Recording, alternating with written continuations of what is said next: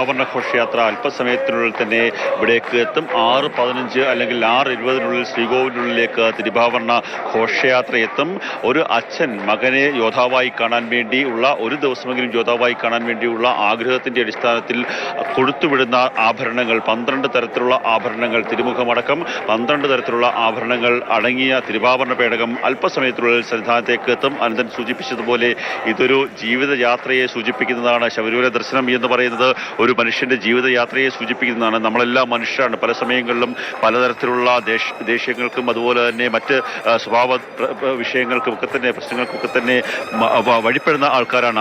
ആ വഴിപ്പെടലിൽ നിന്നെല്ലാം ഒഴിവായി നമ്മൾ 41 ദിവസം വ്രതമെടുത്ത് സ്വാമിയെ ശരണമയ്യപ്പ എന്ന മന്ത്രം മാത്രം മുഴക്കിക്കൊണ്ട് ഇരിക്കുന്ന, അല്ലെങ്കിൽ പർണശാലകൾ വൈകുന്നേരങ്ങളിൽ ഭജനകൾ പാടി ഒക്കെ തന്നെ ഇരിക്കുന്ന ഒരു കാഴ്ച. ആ ഒരു 41 ദിവസം അതിനുശേഷം നേരെ സന്നിധാനത്തേക്ക് എത്തുന്നു. അതോടുകൂടി സന്നിധാനത്തേക്ക് മല ചവിട്ടി വരുന്ന സമയത്ത്, നേരെ എത്തുന്ന സമയത്ത് നമുക്ക് ആ 18 പടികളും ചവിട്ടുമ്പോൾ ആ 18 മലകളെ തൊട്ട് നമ്മുടെ മനസ്സിലുള്ള ദേഷ്യവും ക്രോധവും എല്ലാം, നമ്മളുടെ മനസ്സിൽ എന്തൊക്കെ അഹങ്കാരങ്ങളുണ്ടോ അതെല്ലാം നമ്മൾ ഒഴിവാക്കുന്നു. നമ്മുടെ നന്മയെ ഈശ്വരനിലേക്ക്, അതായത് നെയ്ത്തേങ്ങയിലുള്ള നെയ് ഈശ്വരനിലേക്ക് നൽകി അതിനുശേഷം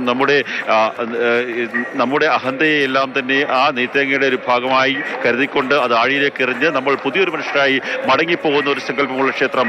ആ ക്ഷേത്രത്തിലെ ഏറ്റവും പ്രധാനപ്പെട്ട പൂജാ ചടങ്ങ് മകരവിളക്ക് ഉത്സവം നടക്കാൻ പോകുന്നു. എല്ലാ കണ്ണുകളും അങ്ങ് കിഴക്കോട്ടാണ്, പൊന്നമ്പലമേട്ടിലേക്കാണ്. ഇവിടെയൊക്കെ തന്നെ ഭജന സാന്ദ്രമാണ്, ഭക്തി സാന്ദ്രമാണ്. എൻ ഗുരുനാഥ അയ്യപ്പ, എങ്കൽ തോഴ അയ്യപ്പ എന്നൊക്കെയുള്ള തമിഴ് ശരണം വിളികൾ മുഴങ്ങുമ്പോൾ ഭാഷവ്യത്യാസമില്ലാതെ, ദേശവ്യത്യാസമില്ലാതെ ഓരോ ആൾക്കാരും സ്വാമിയെ ശരണമയ്യപ്പ, എൻ ഗുരുനാഥ അയ്യപ്പ, എൻ ഗുരുനാഥ എന്നൊരു ഗുരുസ്വാമി വിളിക്കുമ്പോൾ മറ്റൊരു കൂട്ടം അയ്യപ്പ എന്ന് വിളിക്കുന്നു. എങ്കൽ തോഴ എന്ന് വിളിക്കുമ്പോൾ മറ്റൊരു കൂട്ടം അയ്യപ്പ എന്ന് വിളിക്കുന്നു. അത് തന്നെയാണ് ഈ ശബരിമല എന്ന് പറയുന്ന ഈ പുണ്യ പൂങ്കാവനത്തിന്റെ, പൊന്നമ്പലത്തിന്റെ പ്രത്യേകത എന്ന് നമുക്ക് പറയാം. ഇവിടെ എത്തുന്ന ഭക്തനും ഈശ്വരനും എല്ലാം ഒന്നായി മാറുന്ന ഒരു കാഴ്ച.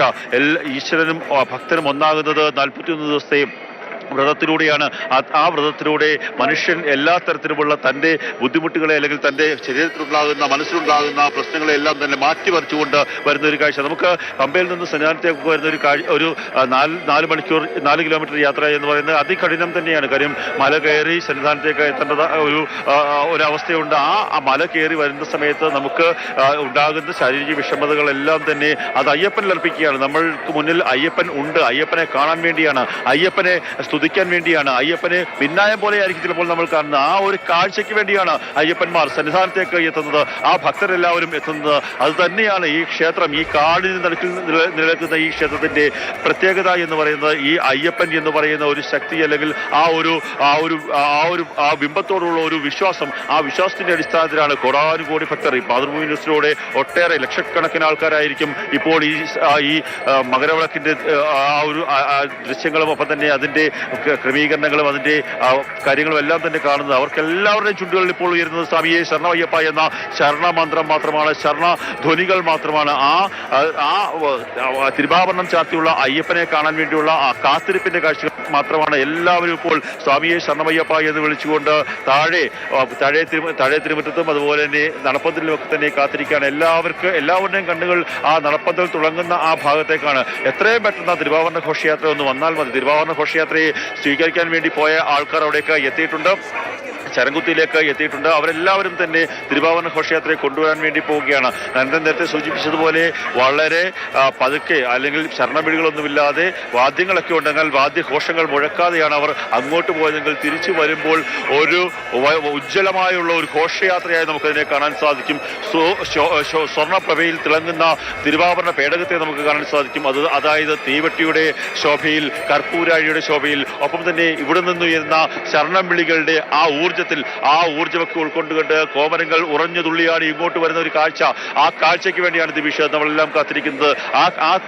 ആ തിരുവാഭരണ പേടകത്തിൽ ഒന്ന് തൊട്ടു തലോടി അയ്യപ്പനെ സ്മരിക്കുക, അല്ലെങ്കിൽ സ്തുതിക്കുക എന്നുള്ളത് ഏറ്റവും ഭംഗിയുള്ള, ഏറ്റവും മനുഷ്യജീവിതത്തിൽ ഏറ്റവും സന്തോഷകരമായ കാര്യമാണ് എന്ന് ഹിന്ദു വിശ്വാസികൾ കരുതുന്നു. അതിനുവേണ്ടിയാണ് പല ആൾക്കാരും ഇവിടേക്ക് എത്തുന്നത്, അല്ലെങ്കിൽ അയ്യപ്പനെ വിശ്വസിക്കുന്ന ആൾക്കാർ ഇവിടെ എത്തുന്നത്. ഹിന്ദു വിശ്വാസികൾ മാത്രമല്ല, മറ്റ് മതത്തിൽപ്പെട്ട അയ്യപ്പനിൽ വിശ്വാസമുള്ള ആൾക്കാർ എല്ലാവരും തന്നെ ഇവിടെയൊക്കെ ഈ ദിവസം എത്തുന്നെങ്കിൽ അത് ഏറ്റവും പ്രധാനപ്പെട്ടത് അയ്യപ്പനോടുള്ള ഭക്തി കൊണ്ട് തന്നെയാണ്. ആ തിരുവാഭരണ വിഭൂഷിതനായിട്ടുള്ള അയ്യപ്പനെ ഒരു നോക്ക് കാണാൻ വേണ്ടിയിട്ടുള്ള ഒരു ആഗ്രഹത്തിന്റെ അടിസ്ഥാനത്തിലാണ് ഭക്തി നിർഭരമായി ഭക്തിസാന്ദ്രമായിട്ടുള്ള ഒരു അന്തരീക്ഷം. നമ്മൾ മാലയിട്ട് കഴിഞ്ഞാൽ സ്വാമിയായി മാറും എന്ന് അറിയാം. സ്വാമിയായി കഴിഞ്ഞാൽ നമ്മൾ ഈശ്വരനിലേക്ക്, അതായത് ധർമ്മശാസ്താവായിട്ടുള്ള ശബരിമല അയ്യപ്പനിലേക്ക് നമ്മൾ ലയിക്കാൻ പോവുകയാണ്. അല്ലെങ്കിൽ ആ ധർമ്മശാസ്താവായി ആ അയ്യപ്പനായി മാറുന്ന ഒരു നിമിഷത്തിലേക്ക് നമ്മൾ മാറാൻ പോവുകയാണ്. അങ്ങനെ 41 ദിവസം എന്ന് പറയുന്നത് ചിലപ്പോൾ ചില ആൾക്കാർ മത്സ്യം കഴിക്കുന്ന ആൾക്കാരായിരിക്കും, മാംസം കഴിക്കുന്ന ആൾക്കാരായിരിക്കും. അതെല്ലാം ഉപേക്ഷിക്കുക, മറ്റ് ഏതെങ്കിലും ദുശീലങ്ങളുണ്ടെങ്കിൽ അവയെല്ലാം തന്നെ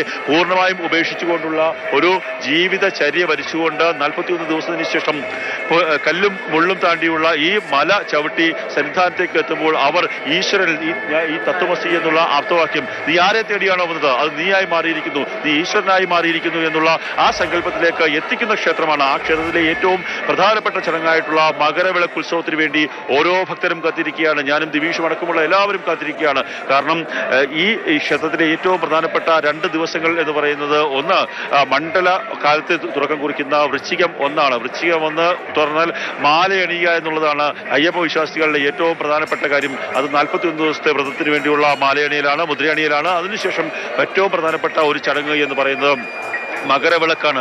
മകരവിളക്ക് ഉത്സവത്തിന് എല്ലാവരും ഇവിടെ വരാൻ സാധിക്കാത്ത ആൾക്കാരാണെങ്കിൽ അവർ ടിവിയിലൂടെയും മറ്റ് മാധ്യമങ്ങളിലൂടെയും ഒക്കെ തന്നെ ഈ മകരവിളക്കിന്റെ തത്സമയ വിവരങ്ങൾ, മകരവിളക്കിൽ എന്താണ് സംഭവിക്കുന്നത്, എപ്പോഴാണ് മകരജ്യോതി തെളിയുന്നത് എന്ന് കാണാൻ വേണ്ടിയുള്ള ഒരു കാത്തിരിപ്പിലാണ്. നമുക്ക് എന്തായാലും തിരുവാഭരണ ഘോഷയാത്ര ഇപ്പോൾ വലിയ ശരംകുത്തിയിൽ നിന്ന് യാത്ര ആരംഭിക്കാൻ പോകുന്നു എന്നാണ് മനസ്സിലാക്കുവാൻ സാധിക്കുന്നത്. വലിയ നിറപ്പന്തലിൽ അശ്വതിത്വണ്ടൊപ്പം തന്നെ 18-ാം പടിക്ക് താഴെ വലിയ നിറപ്പന്തലിന്റെ തുടക്കത്തിൽ അനന്തകൃഷ്ണനുണ്ട്. ഇവരിൽ രണ്ടുപേരുടെയും വിവരങ്ങളിലേക്ക് നമുക്ക് പോകാൻ സാധിക്കും. ദിവിഷ്.